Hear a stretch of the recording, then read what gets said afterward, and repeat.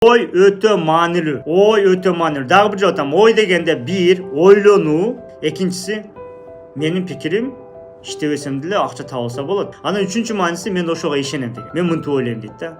Мен кыла алам деп ойлойм. Жанагы оюңузда жүрө берет го бир нерсечи, ушуну кылышым керек деп. Ошол оюңузда жүрө берген нерсе жашооңузга келет. Коркуңуз жүрөсө коркуу келет. Акча таба албайм десеңиз ошо келет.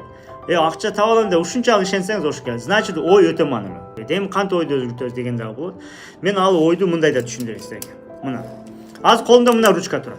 Эми бул ручка, стакан, шамчыракты жасаган киши биринчи оюна келгенби же мындай кылып туруп эле оюнда жок эле так мынтип жасап койду, ручка деп койду.